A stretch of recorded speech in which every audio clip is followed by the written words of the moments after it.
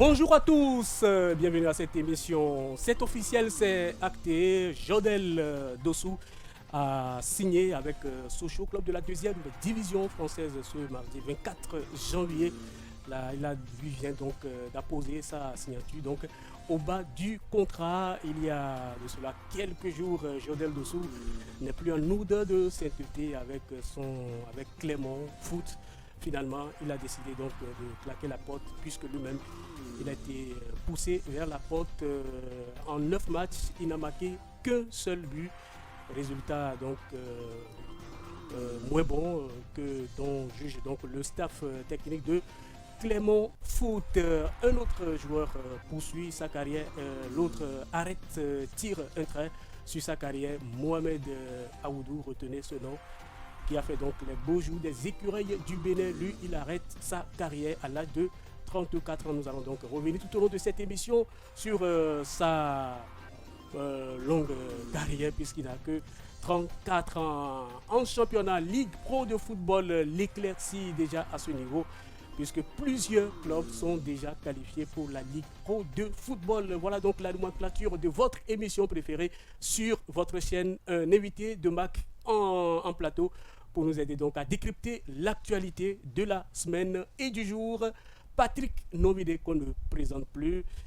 Le visage est connu sur les écrans de la télévision nationale et dans les studios de la radiodiffusion nationale. Patrick Novidé, bonjour, bonsoir. Bonjour Belmondo, bonjour à tous ceux qui ont pris le rendez-vous de la passion du sport avec nous. La passion du sport, et c'est un plaisir de vous avoir en plateau ici. Oui, c'est un plaisir complètement et totalement partagé parce que voilà, le sport c'est la santé, le sport c'est l'actualité, le sport c'est l'incertitude, le sport c'est les résultats. En fait, le sport c'est ce qui est mouvant tout le temps et donc parler du sport, ce n'est jamais ennuyant. Ce n'est jamais ennuyant.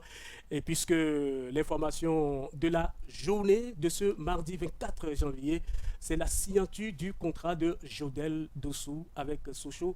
Il est donc lié à ce club pour 2 ans, puisque le contrat vient fraîchement d'être signé. Alors, vous connaissez bien ce joueur. Il est donc passé de la première division française en D2.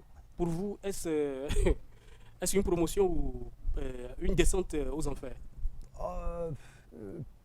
Pas une descente aux enfers, mais vous savez, on a atteint un niveau par rapport au standard du football moderne, tel que quand vous avez un joueur de ce profil-là qui suit cette trajectoire, on espère le voir se hisser au plus haut niveau. Vous savez que vous l'appréciez, que vous n'aimez pas l'individu ou que vous l'aimez, ça dépend de là où vous vous situez. Jodel Dossou reste quand même une figure de proue de cette équipe des écureuils du Bénin, en tout cas pour cette dernière décennie. Il n'est pas forcément le joueur de l'ombre, bien au contraire. Et donc lorsque vous avez ce que d'aucuns appelleraient une star dans votre équipe nationale, vous souhaitez qu'il brille aussi dans les grands clubs européens. Lorsque Jodel Dossou passait en Ligue 1, je me souviens comme si c'était hier, il était tout à fait titulaire dans cet effectif de Clermont. Au demeurant, la première division a ses exigences et le niveau d'intensité de jeu parfois est beaucoup plus élevé que ce que l'on voit en Ligue 2. Je n'irai pas dire que le joueur n'a pas été professionnel jusqu'au bout, mais on peut retenir qu'il n'a jamais réussi à confirmer. Et s'il n'a pas réussi à confirmer, il faut se poser les questions de savoir pourquoi Jodel Dossou n'a pas pu confirmer. Déjà, le premier élément que moi je retiens, c'est que Jodel Dossou est un joueur à profil, je ne veux pas dire atypique, mais un profil qui se raréfie dans le football. C'est-à-dire un joueur qui va très vite sur le côté, un peu comme les ailiers à l'ancienne qui débordent l'adversaire le vis-à-vis avec des séries de dribbles, mais surtout capable de délivrer des passes de but. C'est de ça qu'il s'agit aujourd'hui. Comparaison n'est pas raison, mais suivez mon regard. Le profil de joueur que l'on recherche sur le côté aujourd'hui, c'est du Riyad Mahrez. Voilà. C'est des joueurs qui éliminent, qui font la différence sur le côté et qui servent des caviars au neuf. Voilà. On a l'impression, quand on a suivi Jodel Dossou, qu'il est un peu resté ce joueur à l'instinct, qui doit prendre le ballon, provoquer et dribbler, sans forcément bonifier son jeu. Et j'ai comme l'impression que pour ne pas avoir ajouté ces différentes palettes à son jeu, Belmondo, son temps de jeu s'est effrité, le niveau de performance s'est dégradé progressivement. Et au finish, il s'est retrouvé relégué complètement sur le banc. Ça veut dire qu'il travaille moins en club? Oui, travaille moins. Pas qu'il travaille moins. Vous savez, Ou bien c'est le système, le dispositif technique qui... Oui, la concurrence. Oui. Il y a la concurrence qui est très forte. Très rude. Qui est très forte. Oui. Et j'ai dit tout à l'heure, en passant de la Ligue 1 à la Ligue 2, vous devez encore plus être exigeant avec vous-même. Après, j'ai insisté sur quel plan? Exigence, l'hygiène de vie, le travail personnel à domicile. Et quand vous prenez une star aujourd'hui, quand on vous présente l'organigramme de nombre de personnes qui s'entourent de lui en dehors de ce que le club a prévu, c'est énorme. Les gens ont jusqu'à des physios, ils ont des psychologues, ils ont des préparateurs physiques privés, etc. Plein d'éléments qui sont entendus. On ne dit pas forcément que tous les joueurs le font, mais lorsque vous êtes dans une situation concurrentielle pratiquement tout le temps, vous avez tout à prouver. Il vous revient de mettre les ingrédients de votre côté. Et je pense aussi qu'un autre élément qui le servait, ce sont ses performances en équipe nationale du Bénin. Il ne faut pas l'oublier, il y a eu quelques événements qui ont perturbé. Quelques événements pas sportifs. Voilà, extra-sportifs. Oui. Il y a eu quelques passes droits. En équipe nationale avec l'entraîneur. Exactement. Va-t-il revenir, ne va-t-il pas revenir? Après, sa mère a voulu être agressée, il s'est plaint, il a posté, sa communication a été mauvaise dans le temps, il a réagi, les Béninois s'en sont pris à lui. Vous savez, c'est sous nos cieux qu'on ignore encore la dimension psychologique, émotionnelle du footballeur de haut niveau, ou bien si vous voulez du sportif de haut niveau. Tous ces éléments viennent se greffer sur votre performance, et quand ça ne va pas, ça se ressent sur l'aide de jeu. Donc du coup, de tour à tour, quand vous vous interrogez, tout ça, parce que j'ai posé la question pourquoi.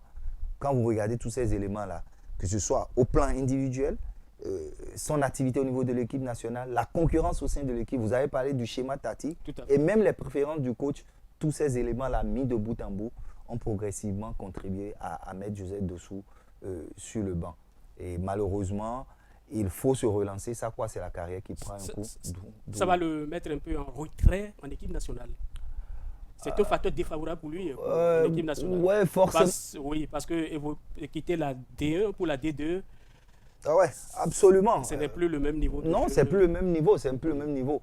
La dernière fois, au détour d'une discussion interpersonnelle avec les passionnés comme moi, on essayait de faire le point des joueurs béninois qui évoluent en Ligue 1 française. Et on a cité Joseph Dossou. Quelques semaines après, s'il quitte, c'est que c'est le quota qui baisse, donc forcément, c'est un manque à gagner pour nous quand vous prenez notre position. Certes, on ne dit pas forcément que cela va impacter sa production au niveau de l'équipe nationale, mais forcément, quand vous jouez dans l'élite, c'est toujours beaucoup plus indiqué. Alors, au passage, nous saluons deux grands baobabs de la presse béninoise, M. Mesme Adisso et Prévet Noutéou, qui affectionnent cette émission, qui aiment nous suivre.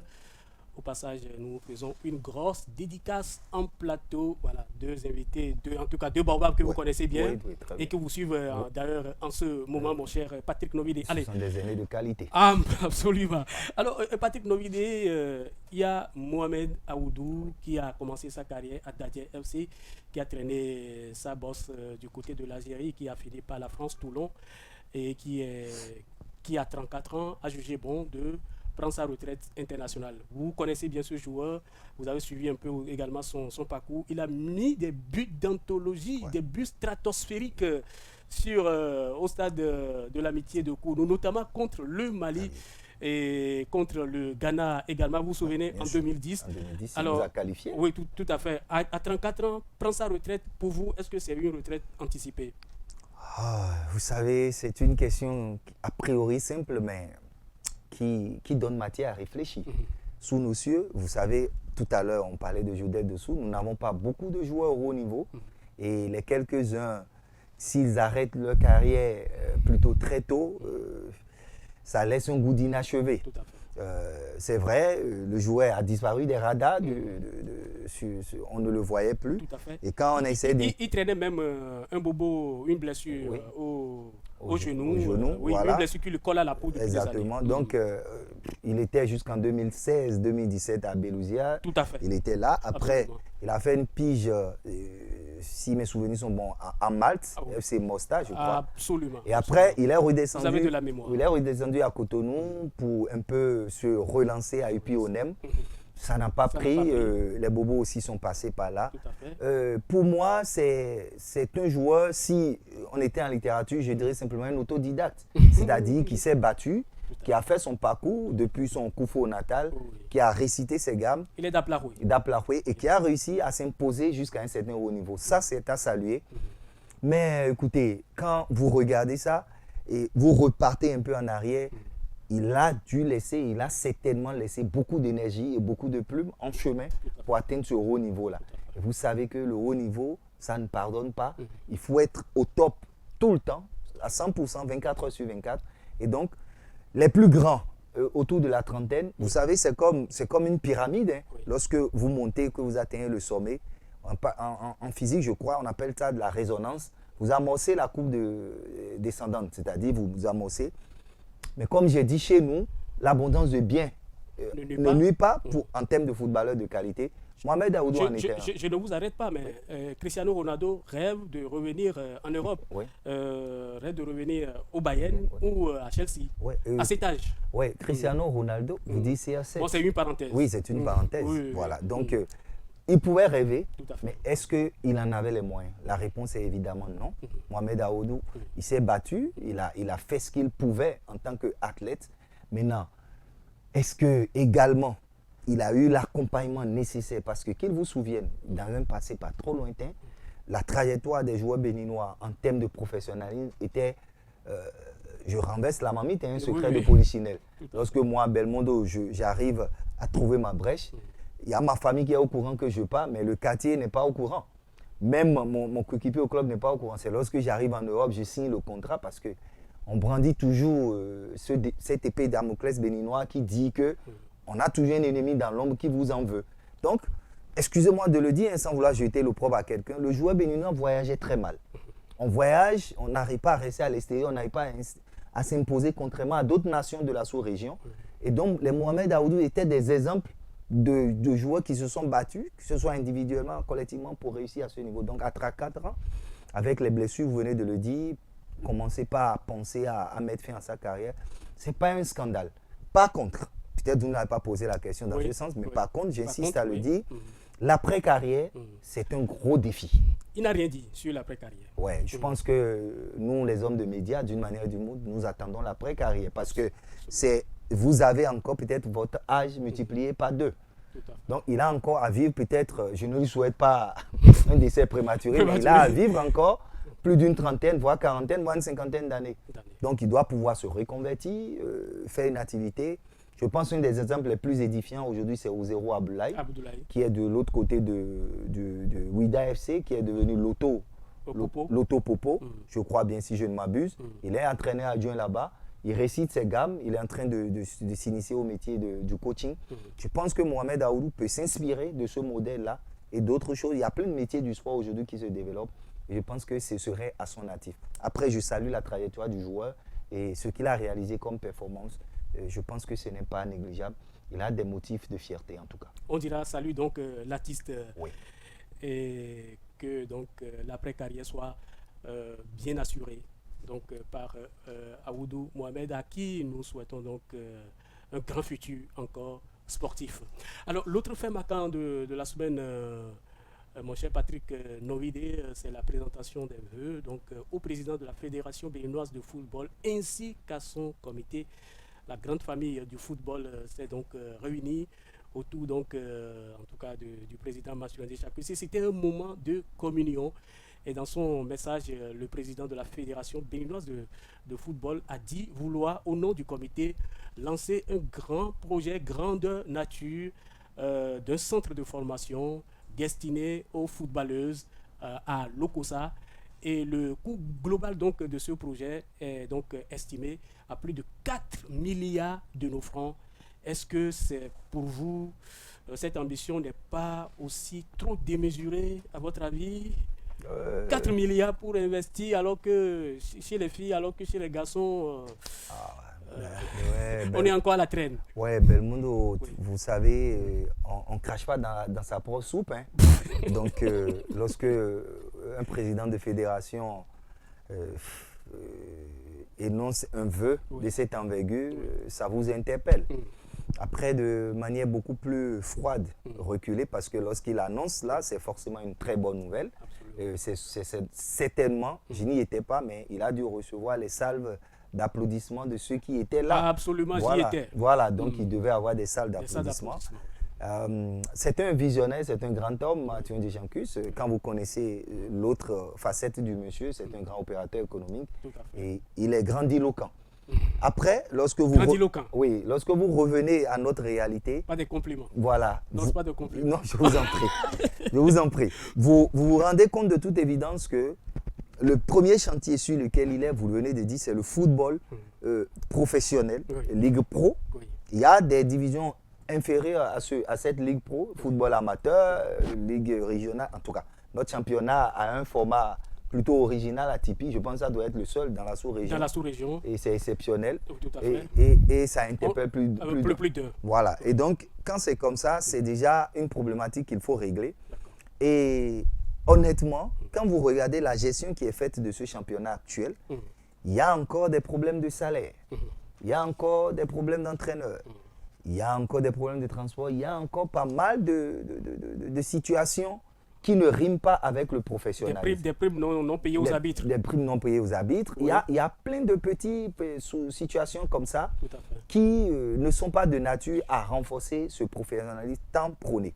Et le rôle de la fédération, entre autres, c'est de mettre en place ce dispositif légal-là Oui. qui permet à ce que les joueurs, les athlètes qui sont des professionnels puissent jouir de leur métier. Puisque c'est devenu aujourd'hui un métier, le football. Le football. Il n'est plus question aujourd'hui d'aller jouer et passer chez la voisine pour laver les pieds parce que les parents vous attendent avec la chicotte parce que vous êtes allé jouer. Aujourd'hui, ce sont les parents qui accompagnent les enfants, qui encouragent les enfants à aller jouer au foot. Donc, ce qui est devenu un métier professionnel doit être entretenu, doit être valorisé. Mais il y a tellement de petits problèmes qui minent ce football-là. Et donc, quand un président de fédération dit qu'il veut développer le football féminin à cette hauteur, avec cette cagnotte-là, franchement, on estime ou on suppose qu'a priori, s'il le fait, c'est parce qu'au niveau de l'élite, tout est réglé. Voilà qu'il y a plein d'autres zones d'ombre au niveau de l'élite qui ne permet pas d'apprécier de manière totalement à l'aise ce qui est fait actuellement. Tout à fait. Donc, une chose est de vouloir promouvoir le football féminin et que les femmes sportives, surtout les footballeurs qui nous suivent, savent qu'on les adore, qu'on les apprécie bien. Tout à fait. Et qu'on ne va pas dire au président de ne pas injecter de l'argent dans le développement du football féminin. Mais d'abord, comme on dit, il faut régler A avant de passer à B. Lorsque vous voulez vous boucher les narines, il faut commencer par la première sortie avant de boucher le second. Donc pour moi, on n'a pas encore bouché les trous au plan A. Et aller sur le B avec cette cagnotte-là, les Anglais disent souvent wait and see. Oui. Mais je ne crois pas, en l'état actuel des choses, qu'on puisse développer un football féminin sans que le football masculin, d'une manière ou d'une autre, étale d'abord ses lettres de noblesse. Et à titre individuel, mon cher, je ne vous coupe pas, oui. Patrick Novelli, à titre individuel, le président de la Fédération béninoise de football, M. Mathieu Dejancus, a dit qu'il ne briguera pas un troisième mandat. Je pense que c'est une bonne leçon qu'il a donnée à nos hommes politiques. Non, je crois, de toutes les façons, oui. Je pense qu'il était venu pour mettre en place un environnement favorable à une meilleure gestion. Il y a eu d'accalmie durant tous ces 2 mandats. C'est de bonne guerre. Mais après, je crois qu'au-delà de cette accalmie, si tous les présidents de clubs sont des vice-présidents à la Fédé, excusez-moi de jeter cette pavée dans la mare. Tout à fait. Si les secrétaires généraux... Vous n'en avez pas l'habitude. Hein? Voilà, si les secrétaires généraux sont des vice-présidents de clubs, si on des responsables à divers niveaux... Alors que tout ça est interdit par la loi. Voilà, est-ce que quand l'institutionnel, le formel se mélange à l'informel, on a l'impression qu'on retourne dans un passé pas très glorieux. Ce n'est pas forcément le cas, mais je pense que d'une manière ou d'une autre, il faut arriver à détacher, d'accord, les compétences personnelles, les responsabilités individuelles de la réalité collective. Voilà, collective, et pour que les choses soient claires pour tout le monde. Après, je souhaite bonne chance à son successeur, qui, j'espère, va mettre les derniers ingrédients pour que le football béninois, en tout cas, au niveau du championnat, retrouve ses lettres de noblesse. Tant mieux, c'est ce que nous souhaitons. Alors, nous allons donc aborder le tout dernier sujet pour mettre fin à cette émission, parce que je sais que vous êtes très inspiré en plateau, mon cher Patrick Nobidé. Déjà, au niveau de la Ligue Pro de football, c'est l'éclaircie, puisque la plupart des équipes ont déjà validé leur ticket pour la Super League. Zone A, par exemple, il y a les Buffles d'Amissa et US.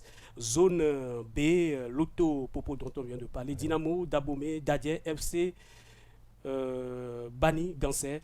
Zone C, Coton, FC, Requin de l'Atlantique, Aspac, et zone D, Ayema et JS, JA de Ketou. Voilà, donc je pense qu'à ce niveau déjà, il y a l'éclaircie. Et ce qui me frappe ici à l'œil, c'est l'absence, par exemple, des Dragons de Lemay, qui pour le moment peinent à se qualifier pour la Super League, mais les Requins sont déjà en Super League. Les Requins de l'Atlantique reviennent de loin, les Awisi Wassa. Les Awisi Wassa sont là, vous savez, c'est peut-être ce qui se faisait de mieux au niveau de notre football quand nous étions tout petits, Requins de l'Atlantique. Quand vous dites ça, ça rime avec Dragon de Lemay. J'ose espérer que les poulains de Achille Stanislas, puisque c'est lui qui est actuellement l'encadreur, un très bon meneur d'hommes, un homme dont je salue tout le relationnel qu'il développe. Après, le problème des entraîneurs, ça reste le même. Lorsque le sportif ne suit pas ce relationnel, les résultats ne suivent pas, évidemment. Le premier responsable, celui qui paie les frais, c'est l'entraîneur. Et je vais espérer que les poulains d'Achille Stanislas arrivent à accrocher ce wagon de Ligue Pro, qui pour moi, Belmondo, j'espère, ne sera pas un format à éterniser, ce format de notre championnat. Parce que ça fait un peu honte. Excusez-moi, le terme est un peu fort. Ouais, bon. Mais ça fait un peu honte. Parce que c'est un championnat, c'est le championnat le plus unique. Voilà, du monde. Personne, si on veut caricaturer, pour ceux qui nous suivent, on dira tout simplement que c'est un championnat dans lequel personne ne monte et personne ne descend. Et on est là, on fait la baballe. Ne descend, je ne sais pas comment. Personne ne monte, personne ne descend. Voilà, donc c'est tout comme si on est à un jeu de plaisanterie. Voilà, donc il faut corriger cela. Et puis il faut dire qu'il y ait l'émulation, il faudrait qu'il y ait de la compétition pour que d'autres viennent taper à la porte, que d'autres sortent, que d'autres rentrent et que le football puisse générer des acteurs pour l'équipe nationale. On a parlé de Mohamed Aoudou et pour le professionnalisme tel que Jodel Dosso. Alors, vous allez regarder dans cette caméra et vous allez juste souhaiter bonne heureuse année à deux amis. Oui. Mes meilleurs voeux, vous avez peut-être anticipé, vous avez parlé d'un aîné, Mesmer Adisso. C'est un mentor à moi. Il me montre la voie à suivre dans cet environnement des médias béninois. Et je ne peux que lui présenter mes voeux du fond du cœur. C'est un homme de valeur et je ne manque pas de le lui rappeler quand j'ai l'opportunité. La deuxième personne à qui je pourrais présenter ses voeux, si cette personne-là me regardait, c'est un ami frère. C'est un ami frère, Ismaël Tchabimane. Vous avez ceux-là que la famille vous donne, que les saints de maman vous donnent, et il y a ceux-là que la nature vous donne comme frères et qui sont tout le temps là pour vous lorsque vous avez besoin d'eux. Et Ismaël, je te formule mes voeux les meilleurs et nous allons nous tirer vers le haut. Plaise au ciel.